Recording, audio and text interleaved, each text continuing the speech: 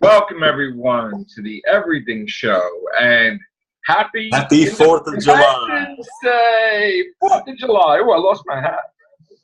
Oh, dear. I am your host, Matrix Lord 212, and I'm with Scott. What's up, Scott? Happy 4th, everyone. All right. What is up, right? Happy Independence Day to my American cousins. There you go. All right, so we're doing the Everything Show right now, so I want to give some box office numbers. And again, they're not for today, obviously, but right now, Transformers is sitting at 435 million worldwide. Not exactly what they expected it to be. Despicable Me has in 203 million, which is interesting. Baby Driver has in 41 million, which it's a success already. Yeah, because that looked like a low-budget movie anyway. So Wonder Woman's at 713 million, almost 714. Wow, all right. That's doing pretty good. 47 meters down. I think it's 47 million down. I don't know. In other words, it drowned. Let's just put it that. That sounded like a big fall of flood under the lake kind of thing. Yeah. The Mummy is sitting at 350 million. Still not what it's expected to be. Are you my mummy? Yeah. Pirates is at 711. Still someone's used that yet. I know. Well, Are you my mommy, right? Yeah. They might use that in the next movie. Guardians of the Galaxy is at 856 million. Sweet. And Baywatch, 152 million. It was a success. It made it. Yeah. And last one of our favorite movies there, is Alien Covenant, 231 million still, and not getting any better. So there's that. They're coveting their paycheck now. That's what they should call it. What's up, Chris?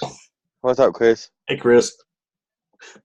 I didn't even see you there. What's up, Chris? What's up, guys? Happy 4th. Happy 4th.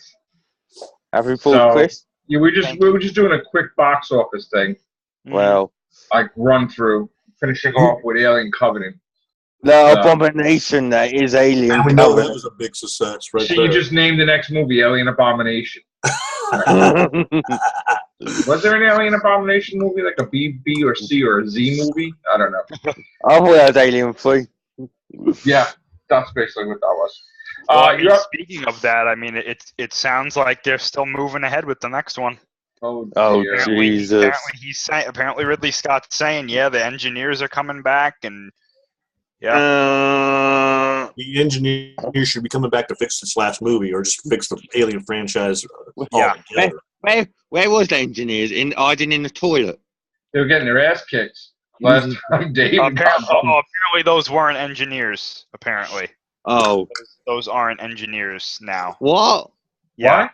Yeah, no. What were they? The aliens that David killed, apparently they're not engineers. They're like a subspecies of engineers, apparently. Oh, Jesus. And how would we be able to tell the difference? Well, you wouldn't. You would have to read the book and or listen to Ridley Scott's interviews, because he, like J.J. Abrams, likes to tell us the important parts of the movie outside of the movie. Oh, God. So, who do we know that does that a lot with a sci-fi thing? So I have a question. Are they gonna? So in other words, we've never seen the engineers, or we have? We have. We saw them in Prometheus. Okay, so they're gonna look like? Well, they all look the same now. Not really. Apparently, you can tell that they're not the same. Oh, they wear like a weird armor or something. No, the facial features and stuff are different. You can definitely tell if you compare the engineers in Prometheus with the species that you see in Covenant, they are different.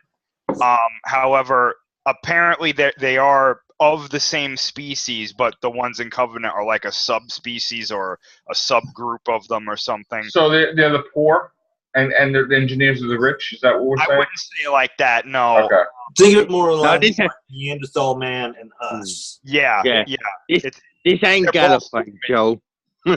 Yeah, they're both technically like Neanderthal and Homo sapien are both human, but they're both different groups of the human, I guess, genome. On the run. Yeah. But they're not human, though. Who? The engineers. No, I was just using that as a parody or a. Yeah, Scott's using it as an example, but I mean, technically, if you want to get really, about it, the engineers and humanity are basically of the same species. It's just that we evolved in two different ways.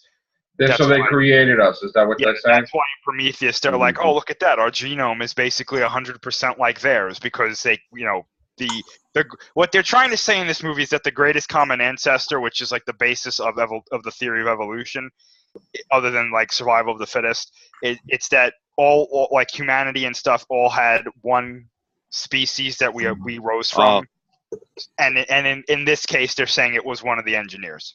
So we evolved from that. Yes. And not the apes. Well, the apes come from the engineers as well. Oh, jeez. That's when the battle of the planet comes. Okay, this is what they're saying. They're saying the start of the human evolutionary path, the evolutionary cycle, came from that engineer in Prometheus who drank the stuff and fell into the ocean, and then you see that DNA eventually it started to evolve on Earth, and it went through the entire evolutionary track that we know of, and then eventually evolved into humans. Homo sapiens. Okay. So what they're trying to say in Covenant is that the aliens we see in Covenant are of the same species as the engineers, but like Scott said, they're like a different type. Yeah. It's like the difference between you see a turtle. Yeah. There's a bunch of types of turtles. Yep. But they're all turtles. You know what I'm saying? Oh. So, So different species. Yeah. I see. Different species of it, yeah. It's not a different species, a different member of the same species. Yeah. Gotcha. Sort of like rattlesnake, cobra, they're all snakes. Yeah, they're all snakes, but they're just different, yeah. Gotcha. All right, that makes perfect sense. Now, that would have been nice to know in the movie. Yeah, they could have slipped that a little bit in some way. Even if it was done as a chart of some sort, like a quick little over-the-shoulder chart, you say, "Oh, that's neat," and they didn't even have to mention it, but just some sort of like little off-the-shoulder or somewhere. Wow. But which is more advanced, us or the engineers? The engineers, by far. Oh, they're still.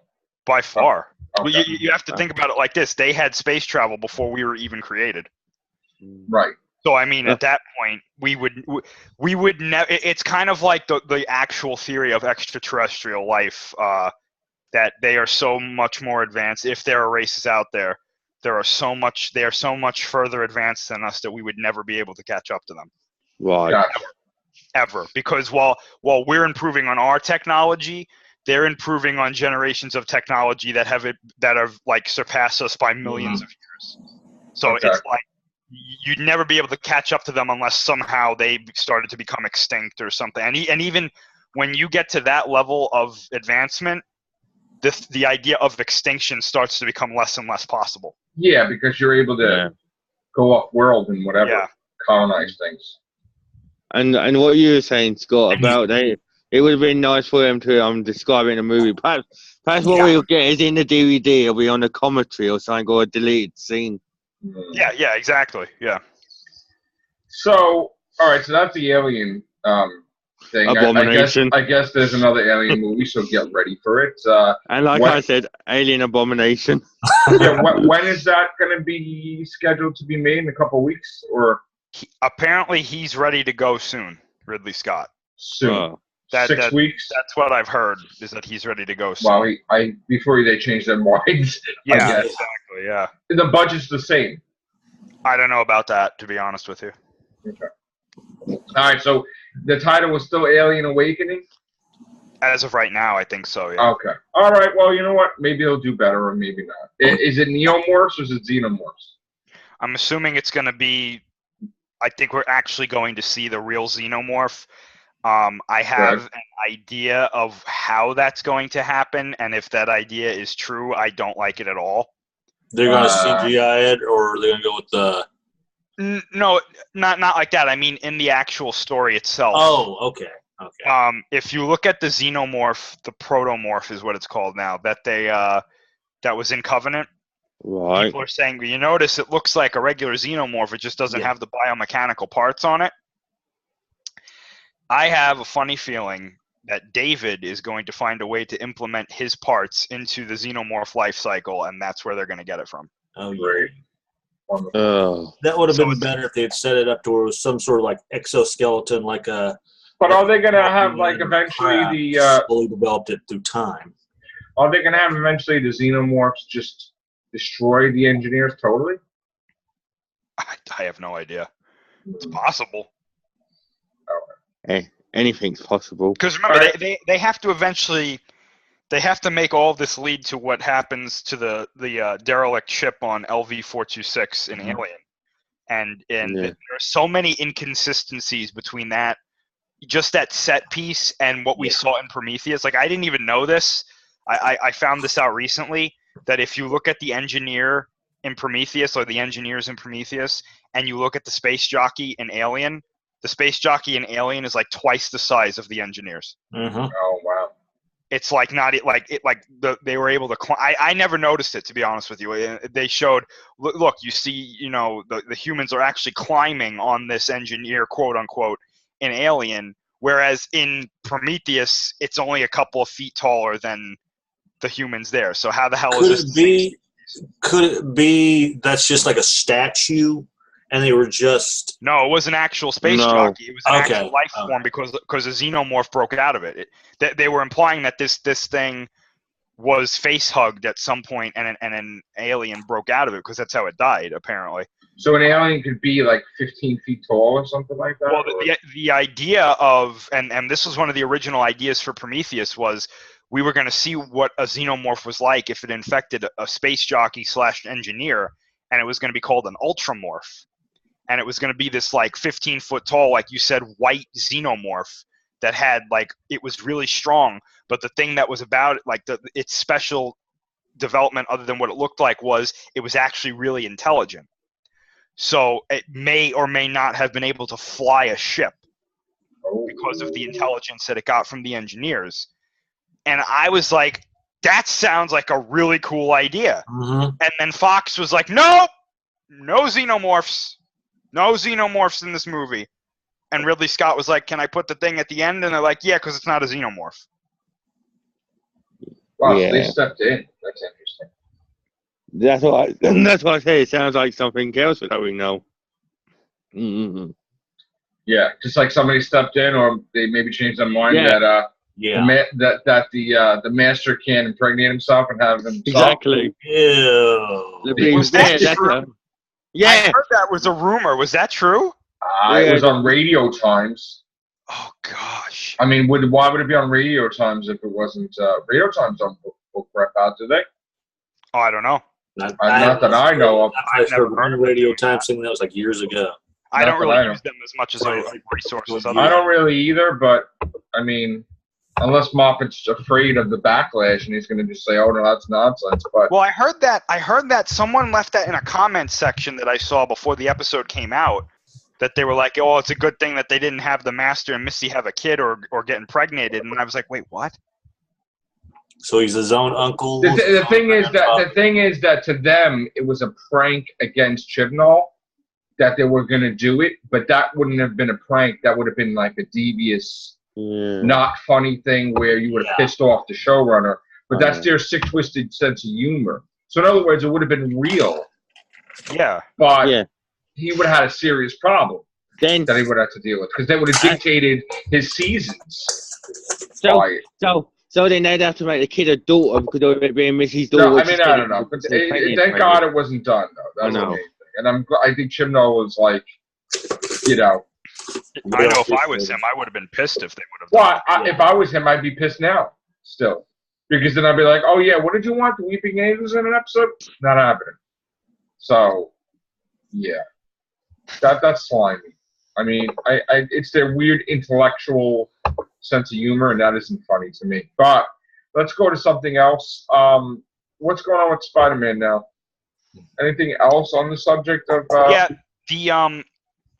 I heard a rumor today about what there's apparently going to be 2 after-credit scenes in Homecoming. Okay. And this is gonna be heavy spoilers if this one is real. I only know about one of them. All right, so don't listen to the spoilers for Spider-Man: Homecoming. If Go ahead. you don't want to know, stop watching. Hang on. Go ahead. Okay. Sure. Apparently, the Vulture doesn't die in this movie. Well, that's a good thing. He gets arrested at the end, and apparently his cellmate is Gargan, who eventually becomes a Scorpion. Okay. One of them says something like, "Don't worry, I've got friends on the outside." Meaning Kingpin. No, implying that they're potentially going to do the Sinister Six. Okay. Well, I mean, Sinister Six in the MCU. Right? I don't know, and that's the thing that's bothering me. Wait, Sinister Six in Sony? That's potentially what they're talking about. But why would Marvel allow that? Because remember, the universes are connected now. Oh, come on. That's horrible. Now, if Spidey had spider sense, he would have seen this. Well, eventually.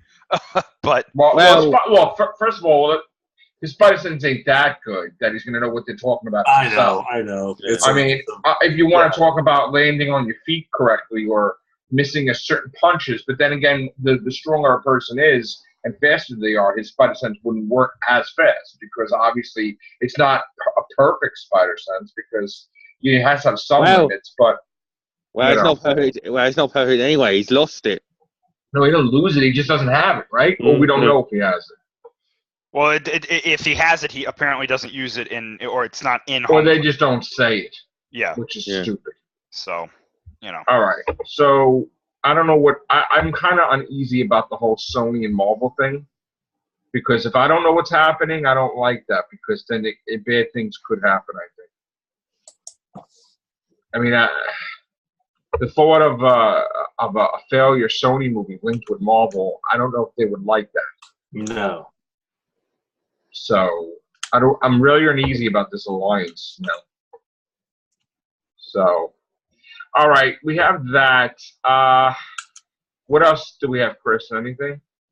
There were a couple of there was one thing, one or two things actually about Godzilla 2 that came out. Someone was able to get some set pictures. Oh, Rodan, right? No.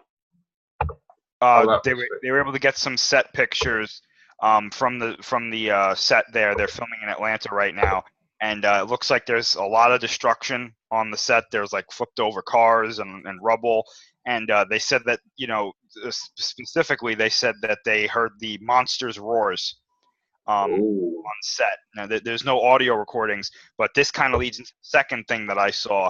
I think it was the director took a picture with the sound mixer for the set. I don't remember the guy's name, but he's working on the sound, all the sounds in the movie, and he took a picture of what's on the screen of the computer that he's working on, and there was a bunch of different boxes, and each box was labeled with, I'm assuming what these are the sounds, and like the first row said machine gun noises, stuff like that.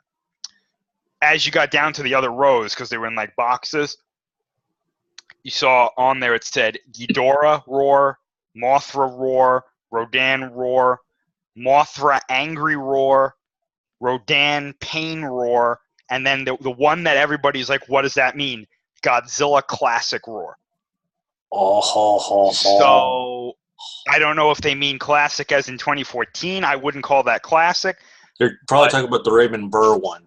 Yeah, either that or something from the Heisei series or the Showa series, maybe the Millennium series. But yeah, Heisei series. I'm hoping it's the Heisei one because I like that one. But honestly, though, my favorite roar is the one Scott just said, the one used in Gojira and Godzilla King of the Monsters from '56. So I'm hoping that they at least give him that roar as maybe an alternate roar or his main roar in the movie. But other than that, there hasn't really been much news about Godzilla other than what we've talked about already. What was the news about, I guess, Famke Jameson? Basically, I don't know if she pissed them off at 20th Century, but She's saying that her X-Men are done. Let's see. That article. Yeah, she's saying that apparently she's not going to have any future roles in X-Men.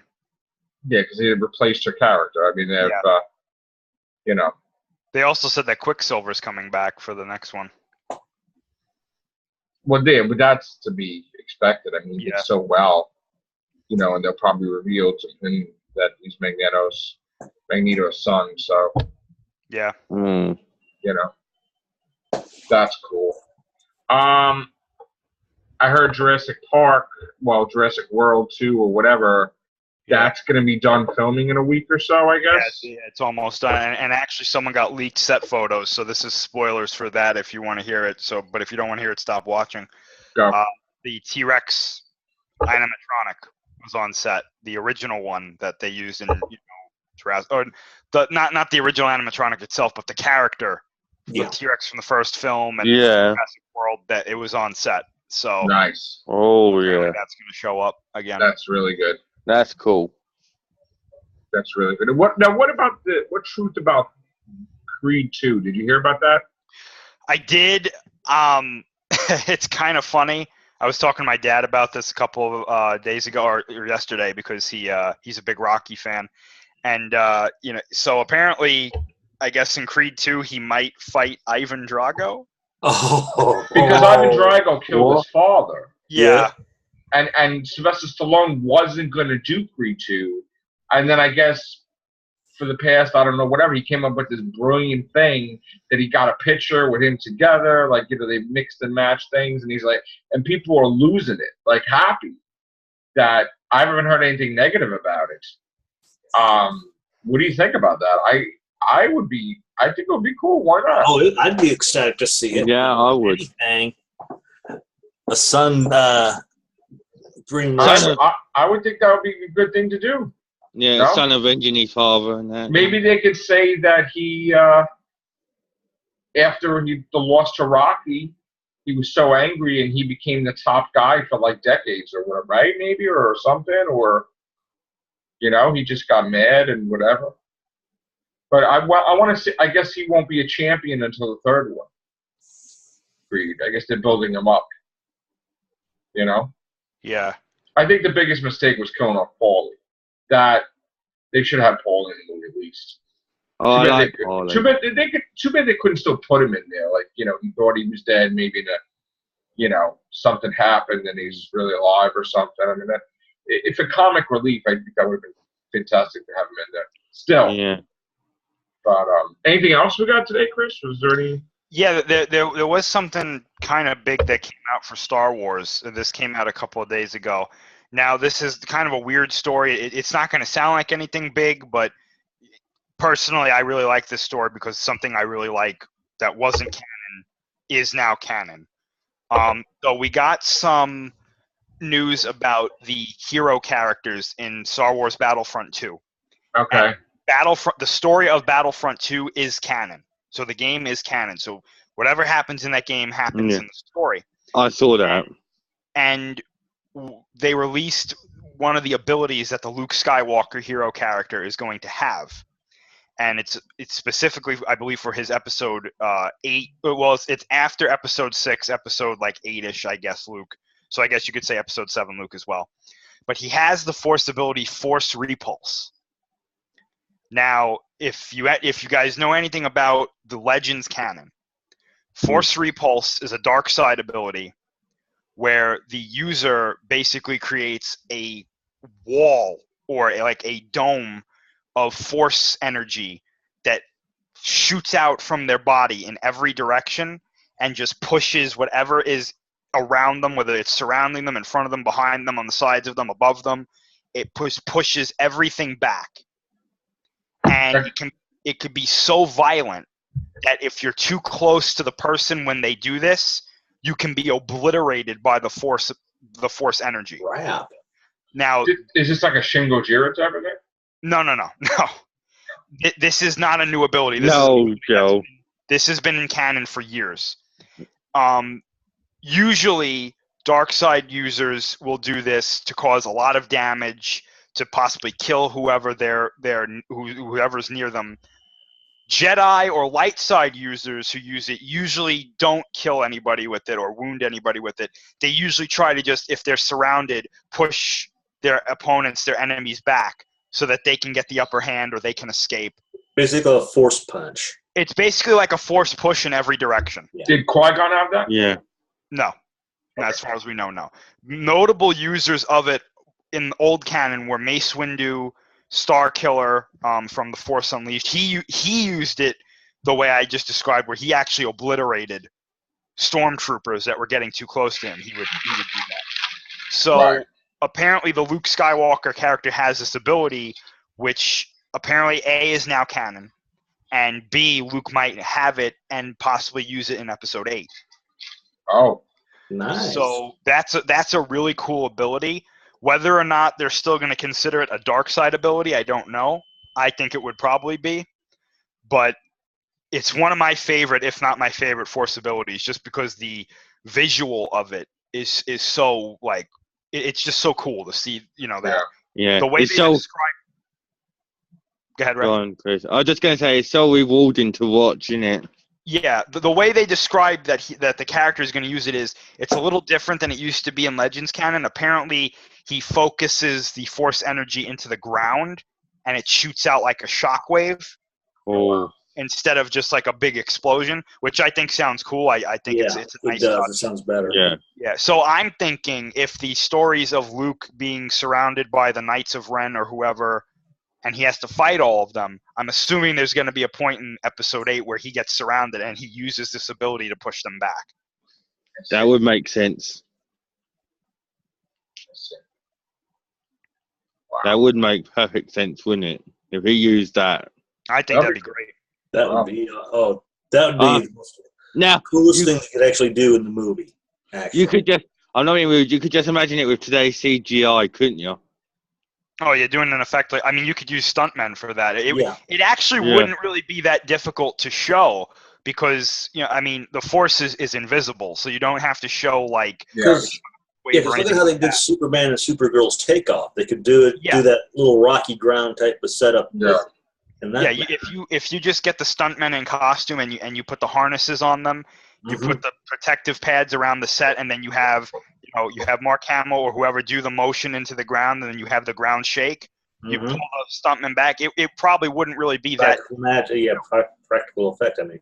Yeah, and I think that would be a perfect practical effect because you could say, wow, it wasn't a CG thing. He actually pushed those people back. Suspending your disbelief. He'd be like, oh, that's cool. But if they did it with CGI, I wouldn't complain. But I think you could easily do that with a practical effect and get a bunch of takes out of it and just use the best one. What is going on with Green Lantern Corps? I have a thing here. Did you want to see that? Yeah, send it. All right, I'm sending it to you. Because, again, we haven't talked about this at all. Yeah. Because there wasn't nothing to talk about. I don't know if this is anything, but tell me if it is. We'll soon find out. I know they're shooting Deadpool 2 right now. Mm-hmm.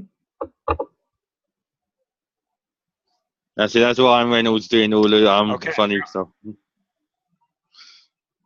Yeah, apparently I can't get into that article. It says down for maintenance. Oh, all right. So. Hold on. Let me get to it. All right, so let me just read this to you guys here. The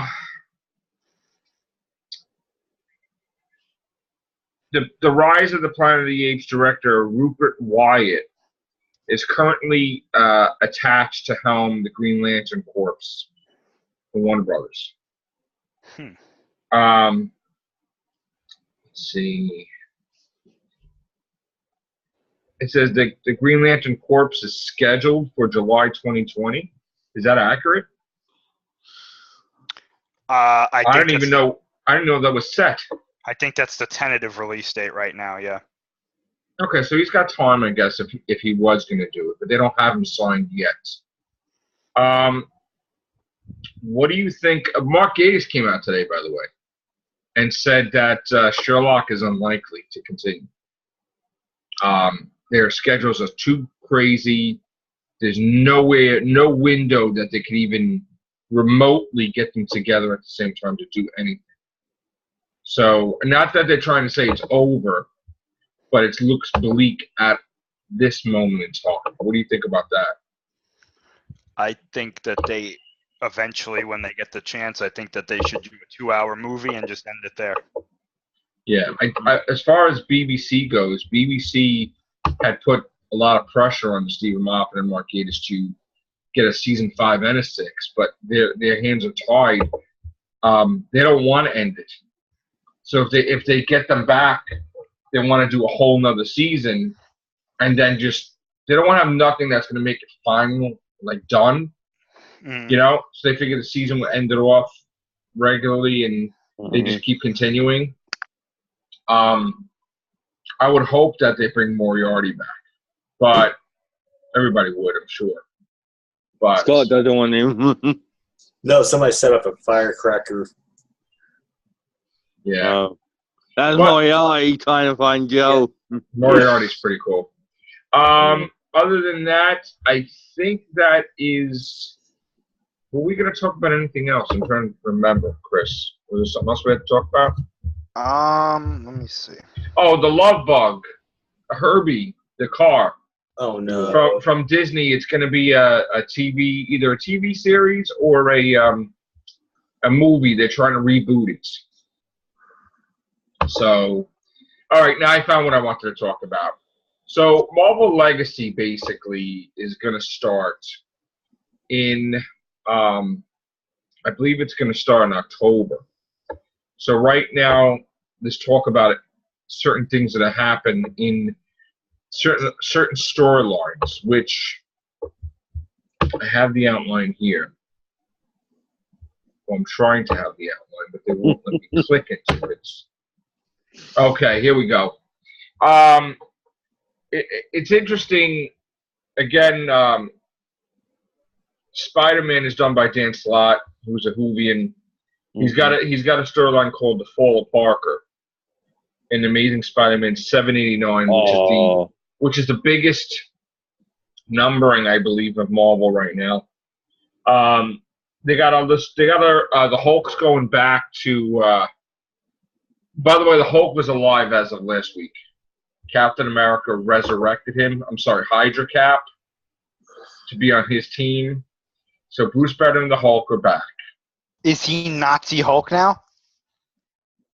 I don't know. I think he doesn't want to be there, but he's under the, Captain America's going to do something with him. I could totally see him being like, you won't like me when I say hell, and then to the Hulk. I know. We have, let's see, Renew Your Vows, which is very popular, is going to do a time jump of 8 years. So the daughter of Spider-Man and Mary Jane she's going to be older. Defenders, there's going to be something about Kingpins of New York. The Kingpin himself is going to be mayor. Oh, God. So I guess J. Jonah Jameson's out as mayor of New York. Oh. Well, he was mayor of New York at some time. That could actually be a pretty interesting storyline. Yeah. Loki is going to be Sorcerer Supreme.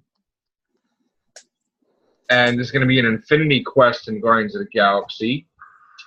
Like I said, the Hulk is going back to Planet Hulk.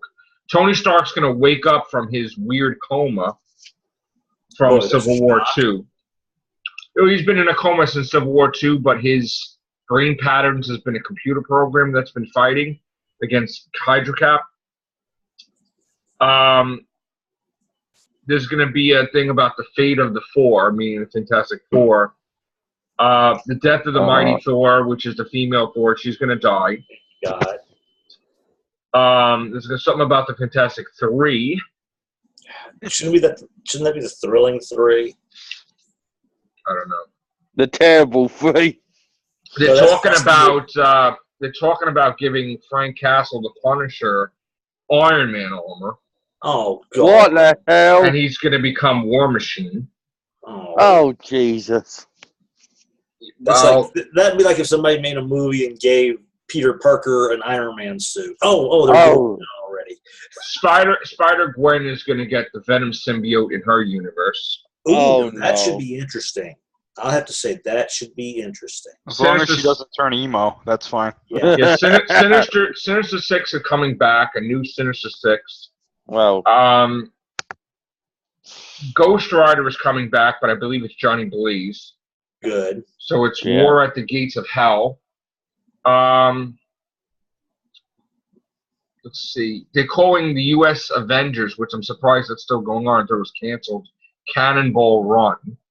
Because one of the members is Cannonball. Okay, so... Which I'm surprised I don't get sued for that. Burt Reynolds and Tom DeLuise, the other cast members? They got Mojo Worldwide. What was that, Ray? I was just going to say before you went on, I said that Cannonball one's a bit of slapstick comedy, isn't it? Venom is going to be the lethal protector. Yeah, Venom's going to be the lethal protector again. There's just crazy stuff in here that I'm just trying to decipher, but I can't. There's going to be a psych war where Jean Grey and all the, I guess, telepaths are going to fight. Whoa. What one's the craziest, which you're looking at? Which one is the craziest to you? All of them? Punisher being in War Machine armor. That's the weirdest thing I've ever seen. There's going to be the newer mutants. That's going to be in Cable 150. They're bringing back the numbering, by the way, so it's going to be all weird. But, yeah, I don't know. I think this is like a gimmick thing. It's like they're trying to slowly bleed back to the regular universe, and that's the only way they can. I mean, this is all gimmick. By the way, the covers they announced, they're all copied off of original covers done in the 80s. I was wondering if they'd done that. With different poses. So, I don't know if I think that's a bad idea because they should do stuff original. And I know they're trying to make it like a homage, but those people that did those covers ain't going to get money for that. So that's not really. Well, we all know what happened to the Jenner sisters when they tried to do something with. How stupid! That is something we could talk about on Topic Wonders. That's like the stupidest thing of all time. We will talk about that on Topic. Yeah, Wonders. And the Doors they got in big time with. I know. Let's talk about it in Topic Wonders. I want no real life topics on the other show. Yeah, I don't want to even get into Kardashians. The Kardashians, yeah. Unless we're talking about them in Deep Space Nine. But anyway, so this Marvel Legacy thing is very cray-cray. I don't know what to make of it, but we'll have more on that in the coming months as it gets towards the fall.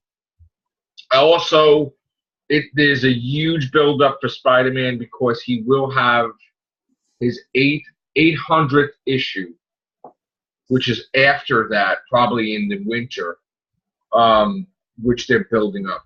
So, don't know what's going to happen yet, but Green Goblin's going to be a big part of that. So, hopefully it's good. Hopefully. But, all right, guys, that's going to be it for the Everything Show. Thank you very much. Take care. Bye for now. Ciao.